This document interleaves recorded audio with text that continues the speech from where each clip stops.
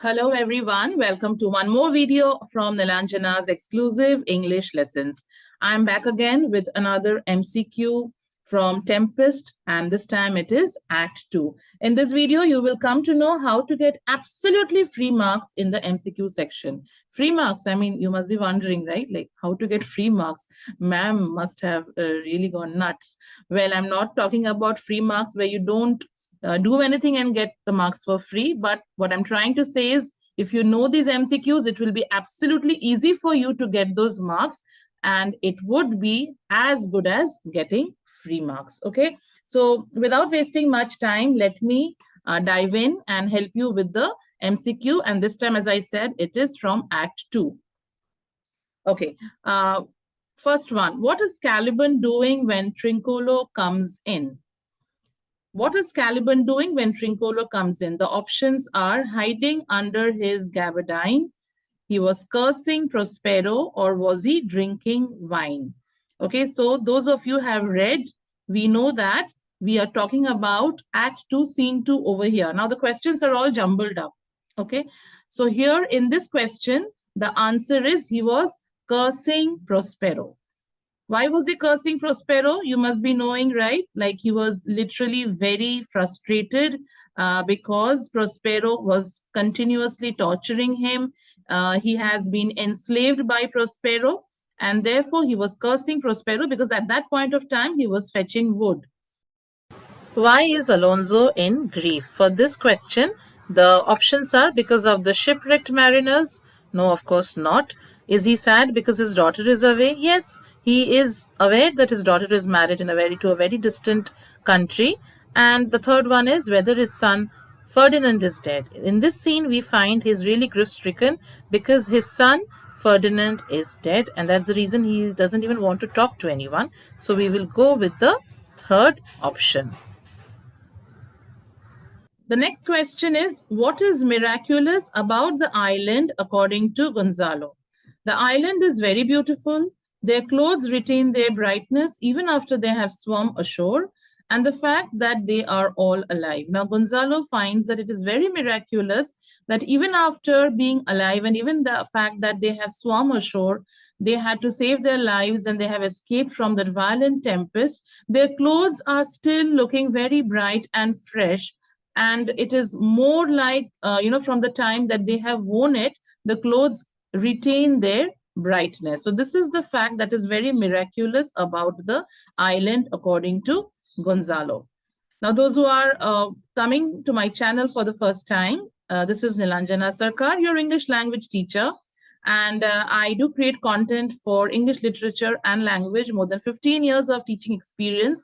And I'm always ready to help and motivate my students so that they can score very good marks in their examination. So in this channel, you will find video related to CBSE, ICSC, even SSC, ISC, and also a lot of grammar related content. Now this video, why it is so important, as I have already said that in this video, you will get lots of important questions. Tempest Act 2, lots of important questions you will get here. Questions which are a little twisted as well as difficult, but the explanation you will get in a very, very easy form. So these are really important questions, and that's the reason please watch the video till the end.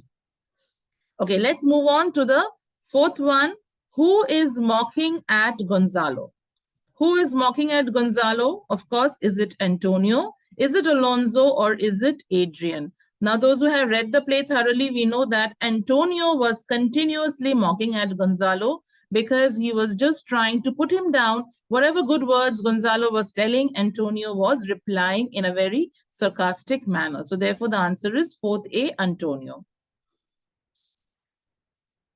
Where did the shipwrecked crew members arrive? Did they arrive in this uninhabited island, or was it in Naples or in Tunis? Now, we cannot choose Tunis because Tunis was the place from where they are returning. Naples is where they are coming from, like they traveled from Naples to Tunis, and while returning, the ship was under the influence of a violent tempest where they had to escape, and many crew members died according to their belief. And right now they are in the uninhabited island, means nobody lives in this island as per their knowledge. So therefore we will choose with the first option, 5th A. The next one, why does Sebastian blame Alonso? Sebastian blames Alonso because he could not be the king, because he feels that the voyage undertaken to attend Claribel's marriage is responsible for their grief, or because Alonso supports Gonzalo. Now, Sebastian could not be the king of, he cannot tell that to Alonso directly. Of course, later on, he reveals what is there in his mind when Antonio triggers him. The second option, he feels that the voyage undertaken to attend Claribel's marriage is responsible for this disaster. Yes, we will go with the B option because he tells him directly that it was you who actually got your daughter married to a very faraway land, and while returning, we had to face this disaster. So therefore, we are going to choose the B one.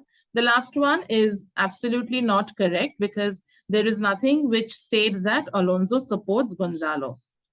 The seventh option, what does Antonio ask Sebastian to do? To keep quiet, not to hurt his brother, to kill his brother and take the crown. Antonio never asks Sebastian to keep quiet. So of course, we'll not go with the A1. Neither does he say that not to hurt his brother, because rather later on he instigates Sebastian. And the third option, to kill his brother. Of course, Antonio asks Sebastian to kill his brother so that he can become the king. So we will go with the third option. I hope all of you are paying attention and noting down the questions and learning with me. So yes, in this way, we move on to the eighth one. How did the passengers suddenly fall asleep? Now, yes, how did they suddenly fall asleep? Out of the blue, in mid-morning, where there is no influence of any kind of sleep, and suddenly, how did the crew members fall asleep? Those of you do not know the answer.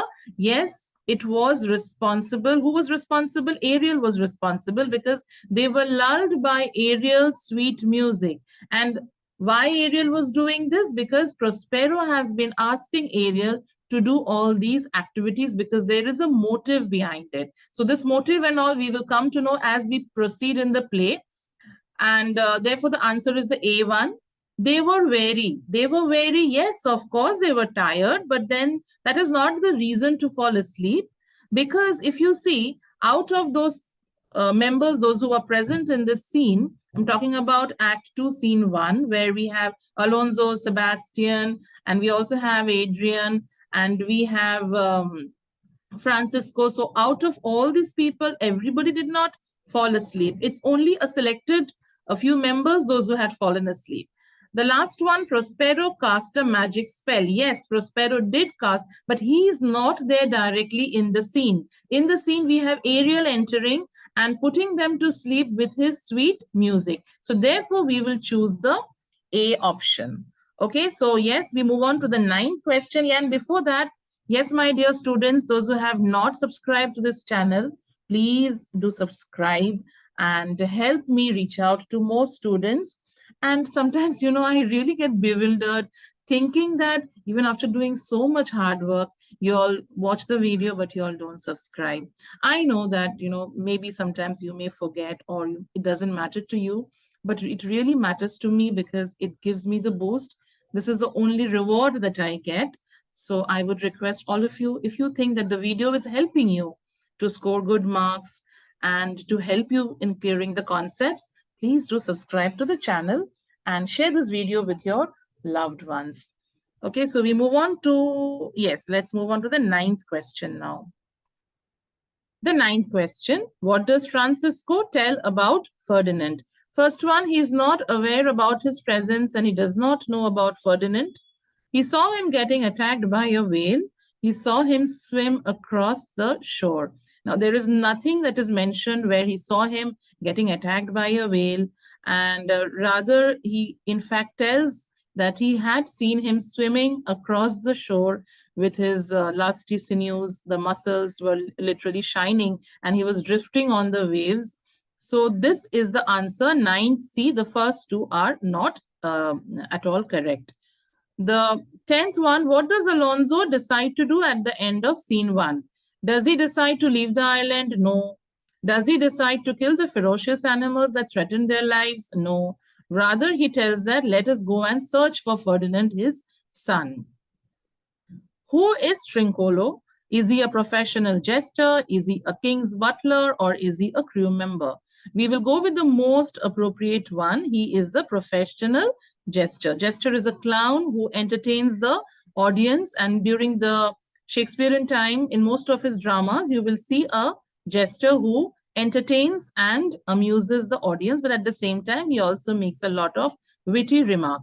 So Trinculo is the professional jester. Next one, according to Trinculo, Caliban looks like an ancient fish, a fresh fish, or a monster. The first time Trinculo sees Caliban, he tells that it looks like a fish and it even smells like a fish, and the dialogues of Trinculo are really very amusing. So we will go with the first one. Caliban looks like an ancient fish, not a fresh fish. 13th one, both Trinculo and Stefano decide to make a fortune by taking Caliban to England. Is it false or is it true? Yes, it is true, because both of them contemplate the idea that if Caliban is taken to England, he can be exhibited, displayed, and the audience or the spectators would be ready to pay an amount so that they can be entertained by looking at him, because Caliban looks very different. He is a little deformed, he's an evil-minded creature, and therefore both of them actually start planning that how can they make a fortune by taking Caliban to England. So it is true. The 14th one, what does Caliban think of Stefano? He is Prospero's spirit, he's a drunken crew member carrying a barrel of wine, or he's a noble god carrying celestial liquor. So rather, he tells that he is a noble god carrying celestial liquor. So this is the more appropriate answer, because when Caliban tastes wine for the first time, he just tells that, oh my God, who is this man? He must be a god, and he is carrying celestial liquor. We cannot go with Prospero's spirit, because even though in the beginning he probably thinks once when he sees Trinculo that maybe there's a spirit who's coming to torture me, but after Stefano gives him the wine, he feels that he is more like a god. We move on to the 15th one. What do you think of the monster with 4 legs? Is it Caliban and Trinculo who were lying together, hiding under the gabardine? Or it was an inhabitant of the island, a monster with 4 legs? Or it was Caliban who was deformed and had 4 legs? Now, if you have read the play carefully, you know that when both of them were hiding under the gabardine, Stefano thought that, how come, there's a monster with 4 legs? So therefore, the first one, how come he sees a monster with 4 legs? It was nothing like that. It was Caliban and Trinculo who were hiding together under the gabardine. And it seemed to him that there was somebody who was hiding and he had 4 legs. Now, we have to understand that Stefano was completely in an inebriated state, means drunken, and obviously he was having all these absurd ideas. 16th one, Caliban offers to take Stefano and Trinculo to all corners of the island. What does this reveal about Caliban? He's ready to serve his new master. He knows the place very well, and both. That in this case, we will go with the both option, because yes, first of all, he knows the place very well. How does he know the place very well? Can you share this answer in the comments? Those of you know, because he was the first person who used to live in this island. And initially also, when Prospero came to this island for the first time, he also showed Prospero every corner of the island. This is already there in Act 1. Now, I know I've given the answer, but still, you can write your answers in the comment. And yes, he's also ready to serve his new master, because he feels that Stefano and Trinculo would be far better than Prospero. Already Caliban is very frustrated with Prospero because he tortures him, gives him a lot of pain. Therefore, he is very happy to get his new master. So the answer is both. 17th one, what is the purpose of Act 2, Scene 2 in the play The Tempest?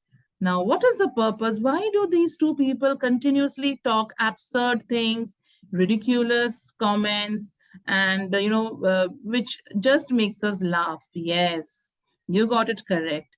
The scene provides comic relief. There's a lot of comedy in the scene because it is only added so that the audience can be amused and entertained. 18th one, who is the speaker of the proverb, as proper a man as ever went on 4 legs, cannot make him give ground? This dialogue is said by Stefano, and he said that when he saw literally that there's somebody who's hiding and has 4 legs, he said that, as much as is possible, nobody can scare him. So this is the dialogue which was said by Stefano. Caliban is elated when he is drunk. He looks upon Stefano as a god, as a monster, or as a spirit. Now, Caliban is overjoyed when Stefano gives him wine. So he thinks upon Stefano as a god. Obviously, not as a monster. It's as a god. We are going with the A option, not the B. Okay. All right. The last one,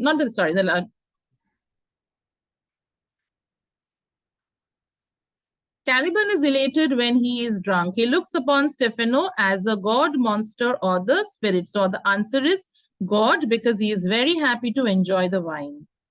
Who is the 20th one? Who is more villainous? Is it Sebastian? Is it Antonio? Or is it Ariel? This is a little twisted question. However, if you have understood the play correctly, we can see that it was Antonio who was continuously instigating Sebastian against his brother. Antonio is indeed more evil-minded and more villainous than Sebastian. How do we know this? Because even Antonio had done the same thing to his brother, right? Antonio's brother is who? Prospero. So Antonio had done the same thing, usurped his brother's kingdom, had driven him out, and therefore he is more villainous. Okay, my dear students, now we have come to the last 5 questions of this video. The 21st one, Gonzalo speaks of Commonwealth and what he would do if he was the king and why. He tries to console Alonso when he is sad and dejected. He wants to divert Alonso's attention from his son's death, and both A and B. So which one do you think is the correct answer? Actually, he tries to console Alonso, and at the same time, he also wants to divert his attention. That's the reason he talks about all these absurd things, that if he was there to head the Commonwealth and if he was the king of the island, what he would do. So we are going with both A and B. 22nd, why does Antonio instigate Sebastian? Why does he do that? To get freedom from the annual tribute he has to pay Alonso, to help Sebastian become the king, or he has a grudge against Alonso. Now, how would he benefit if Sebastian becomes the king? So therefore, the main motive behind is to get freedom from the annual tribute he has to pay Alonso. He has to pay an annual tribute to Alonso, and that is already mentioned when he is talking to Sebastian. 23rd one, why does the plan to kill Alonso not succeed? It doesn't succeed because Gonzalo and Alonso awake from their sleep. Yes, they awake. Ariel awakes them because Prospero had foreseen the danger, or Antonio changes his mind. So we will go with the B option because we see that Ariel immediately comes at the time when they're about to strike and attack. Ariel comes and awakens. Why? Because Prospero had sensed a danger and had sent Ariel. 24th one, why is Antonio irritated with the name of Widow Dido? Antonio was speaking about Claribel and Gonzalo put the name of Widow Dido. Antonio did not know anything about Widow Dido. Antonio regarded this idea as absurd. The first one is the correct because when suddenly he was speaking about Claribel, Gonzalo from nowhere brings the topic of Widow Dido, and that's the reason Antonio gets irritated. The last one, what was Trinculo looking for? Was he looking for Stefano and other crew members? Was he looking for shelter as another storm was brewing? Or was he looking for a place to rest? The B is the correct option. At the beginning, we can see Trinculo enters and he also tells that there's another storm which is brewing, another tempest probably which will be very shortly ready to attack us. Therefore, I need some shelter. I don't see anything, any bushes, any trees. So therefore, we will go with the B option. Okay, my dear students, so that brings us to the end of this video. I have discussed 25 very important questions from Tempest. If you are still having some doubts with Act 1 Tempest, you can go and check this video. I have also shared the link in the description box. In this video, you will clarify all your doubts about Tempest Act 1. Here also you will get 25 MCQs, so you can just go and check this. And at the same time, my dear students, before I take leave, let me tell you that never get demotivated with your studies. Don't be stressed, be positive, and if you are having the correct approach, focused, correct guidance, you will score very good marks. So just be positive and give your best. I will be back again soon with another video. And for your homework, you can study Act 3, and the next video would be on Act 3 25 MCQs. Bye-bye.